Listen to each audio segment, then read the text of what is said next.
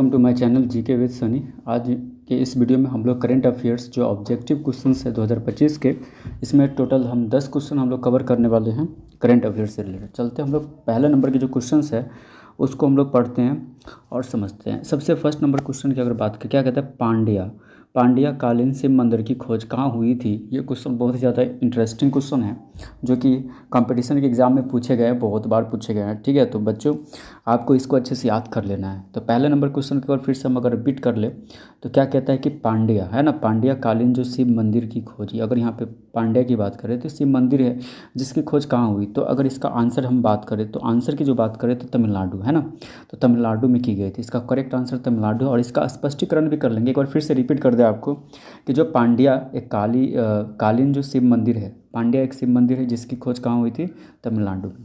Clear. चलो एक बार फिर से हम लोग यहाँ पे आगे बढ़ने से पहले एक बार क्वेश्चन को रिपीट कर ले ताकि माइंड में ये चीज़ रहे। फिर से बोल लेते हैं, पांड्या कालीन जो शिव मंदिर है इसकी खोज कहाँ हुई थी, तमिलनाडु में हुई है। एक बार फिर से रिपीट कर ले, जो पांड्या कालीन जो शिव मंदिर की खोज है वो कहाँ हुई। तो ये अगर आप पांड्या की बात कर ले, ये शिव मंदिर है, पांड्या क्या है, एक शिव मंदिर है और इसकी खोज हुई थी तमिलनाडु में। क्लियर। तो तमिलनाडु में खोज की गई थी। अगर हम इसका उत्तर का स्पष्टीकरण करें, तो कहता है कि मदुरै जिले के उडमपट्टी, अगर यहाँ पर हो तो क्या है, मदुरै जिले के उडमपट्टी गांव में पांड्य अवधि का लगभग 800 वर्ष पुराना शिव मंदिर हाल ही में मिला है।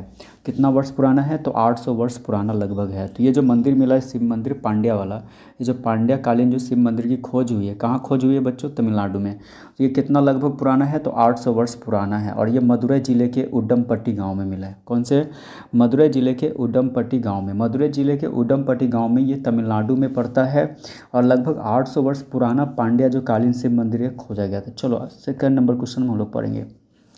सेकंड नंबर क्वेश्चन में अगर आप ध्यान से देखो तो कहता है कि 12वीं BRICS संसदीय मंच है ना, पार्लियामेंट्री फोरम यानी 2026 में कौन सी देश आयोजित करेगा।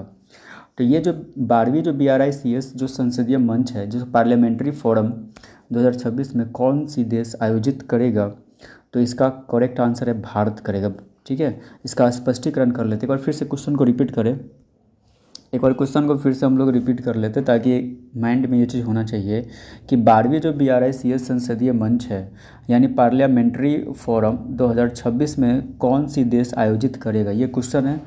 तो इसका जो आंसर यहाँ पे अगर आप देखो तो इसका आंसर हो जाएगा भारत। ठीक है, तो भारत करने वाला है। और इसका स्पष्टीकरण कर ले तो स्पष्टीकरण में 2025 में ब्राज़ीलिया में आयोजित 11वीं की समाप्ति पर 12वीं मंच की मेजबानी भारत को सौंपी गई है। ठीक है, तो 2025 में ये कहाँ होने वाली है, ये जो पार्लियामेंट्री जो फोरम है 2026 में जो देश आयोजित करने वाला है, कौन सा देश आयोजित करने वाला है, तो भारत आपको आयोजित करने वाला है। तो भारत जो देश आपको आयोजित करेगा, तो ये भारत देश कहाँ आयोजित करेगा, ब्राज़ीलिया में आयोजित करने वाला है। ठीक है, तो 11वीं को समाप्त किया गया है। अगर आप यहाँ ध्यान से देखोगे तो कहते हैं 2025 में ब्राज़ीलिया में आयोजित 11वीं की समाप्ति पर, ठीक है, तो 12वीं मंच की मेज़बानी भारत को सौंपी गई है। किसको सौंपी गई है, तो भारत को सौंपी गई है। तो अगर आपको एग्जाम क्वेश्चन पूछा है कि 12वीं जो BRICS संसदीय मंच यानी पार्लियामेंट्री फोरम यानी 2026 में कौन सी देश आयोजित करेगा, तो यानी भारत करने वाला है। चलो ठीक है, नेक्स्ट क्वेश्चन में हम लोग देख लेते हैं। कहता है थर्ड नंबर क्वेश्चन की बात करें, कहता है नेवलैंड। ठीक है, अगर आप ध्यान से देखो इस क्वेश्चन को आप पढ़ोगे तो आपको समझ में आएगा। कहता है कि नेवलैंड है ना, मेनिन जोएन से फ्लाइटिस। ठीक है, तो यहाँ पे जो मेनिन जोएंस से फ्लाइटिस जो है ये शरीर के किस अंग को प्रभावित करता है। ठीक है, तो इसका अगर सही आंसर की बात कर ले, करेक्ट आंसर, तो ये मस्तिष्क यानी ब्रेन को क्या करता है, ये प्रभावित करता है।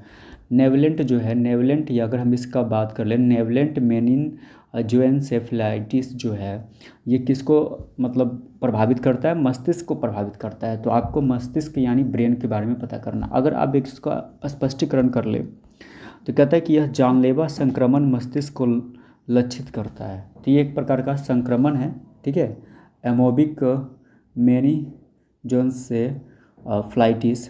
ठीक है। तो मेनिनजाइनसेफलाइटिस जो है ये एक प्रकार का संक्रमण है जो मस्तिष्क को क्या करता है, पूरी तरीके से लक्षित कर देता है। तो ये एक जानलेवा संक्रमण है एक तरह से, ठीक है। तो इसका नाम एक बार फिर से मैं आपको बता दूं, नेवलेंट जो मेनिनजाइनसेफलाइटिस है ना, नेवलेंट। एक बार फिर से नाम को अच्छे से आपको माइंड में याद करना है।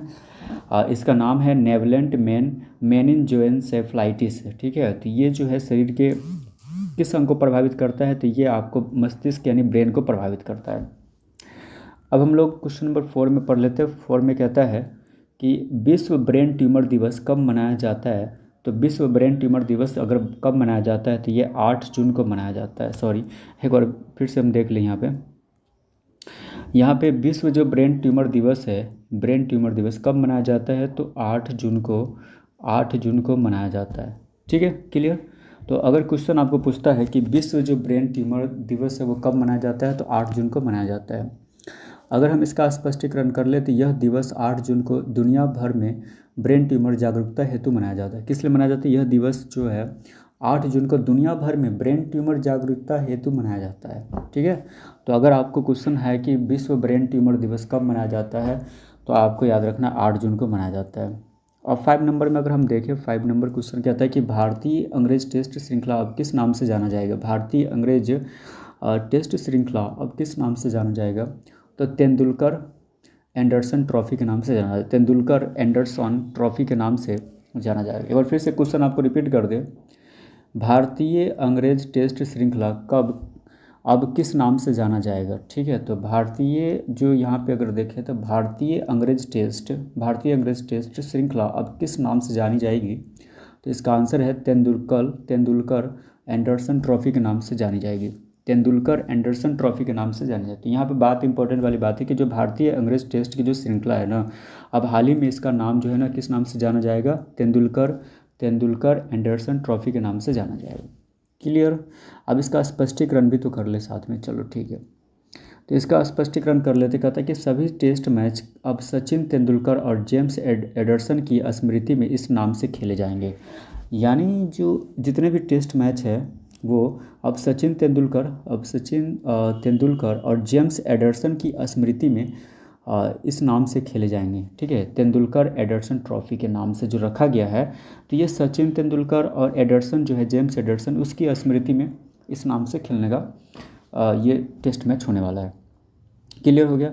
तो एक बार यहाँ पे रिपीट कर लेते हैं कि जो भारतीय अंग्रेजी टेस्ट जो श्रृंखला है अब किस नाम से जानी जाएगी, तो तेंदुलकर एंडरसन ट्रॉफी के नाम से। अगला क्वेश्चन 6 नंबर की बात करें तो कहते हैं कि भारत की पहली जो 5G सक्षम स्मार्ट पोर्ट कौन सा है। भारत की पहली 5G सक्षम स्मार्ट पोर्ट कौन सा है, तो कहता है कि दीनदयाल पोर्ट, जो कि कांडला गुजरात में पड़ता है। दीनदयाल पोर्ट। एक बार फिर से अगर मैं आपको रिपीट कर दूं कि भारत की पहली 5G सक्षम स्मार्ट पोर्ट कौन सा है, तो इसका आंसर हो जाएगा दीनदयाल पोर्ट, जो कि कांडला में पड़ता है और ये गुजरात में है, ठीक है। एक बार क्वेश्चन फिर से रिपीट कर दे कि भारत की पहली जो 5G सक्षम स्मार्ट पोर्ट है, भारत की पहली 5G सक्षम स्मार्ट पोर्ट जो है वो मतलब कौन सा है, तो दीनदयाल पोर्ट है, जो कि कांडला में, जो गुजरात में पड़ता है। अब इसका स्पष्टीकरण भी कर लेते हैं। यह पूरी तरह ऑटोमेटेड और 5G सक्षम है। ये पूरी तरह से क्या है, ऑटोमेटेड है ना। तो ये इसका सिस्टम था, स्पष्टीकरण में ये बताया गया है कि ये पूरी तरीके से ऑटोमेटेड और 5G सक्षम है। तो एक बार फिर से क्वेश्चन को रिपीट कर ले कि भारत की पहली 5G सक्षम स्मार्ट पोर्ट कौन सा है, तो दीनदयाल पोर्ट है, जो कि कांडला में पड़ता है। और कांडला कहाँ है, गुजरात में है। कांडला कहाँ पड़ता है, गुजरात में, और वहाँ दीनदयाल पोर्ट है, ठीक है। तो भारत की पहली 5G सक्षम स्मार्ट पोर्ट जो है ना वो दीनदयाल पोर्ट है। चलो अगला क्वेश्चन नंबर 7 हम लोग देखते हैं। क्वेश्चन नंबर 7 में कहता है कि इसरो का आदित्य L1 मिशन किसका अध्ययन कर रहा है। तो इसरो का जो आदित्य L1 मिशन हाल ही में चल रहा है, आदित्य L1 मिशन, तो इसमें किसका अध्ययन कर रहा है, तो ये सूर्य का अध्ययन कर रहा है, ठीक है। स्पष्टीकरण के लिए अगर आंसर इसका बोलेंगे तो सूर्य का अध्ययन कर रहा है। आदित्य L1 मिशन जो है इसरो वाला, इसमें क्या कर रहा है कि सूर्य का अध्ययन कर रहा है। किसका अध्ययन कर रहा है, सूर्य के बारे में अध्ययन कर रहा है। और मिशन ने सूर्य के वैज्ञानिक रीडिंग भेजना प्रारंभ कर दिया है। अगर आप यहाँ पे स्पष्टीकरण में देखोगे तो कहता है कि मिशन जो था ये आदित्य L1 मिशन जो है, इसने क्या किया है, सूर्य के वैज्ञानिक रीडिंग भेजना प्रारंभ कर दिए हैं, ठीक है। मिशन ने सूर्य के वैज्ञानिक रीडिंग भेजना क्या कर दिया, शुरू कर दिए। तो अगर क्वेश्चन आपको यहाँ पे अगर आप क्वेश्चन अब एक बार फिर से रिपीट करें कि इसरो का आदित्य L1 मिशन किसका अध्ययन कर रहा है, तो सूर्य का अध्ययन कर रहा है। चलो क्वेश्चन नंबर 8 में हम लोग देख लेते हैं। बहुत ही इंटरेस्टिंग क्वेश्चन है।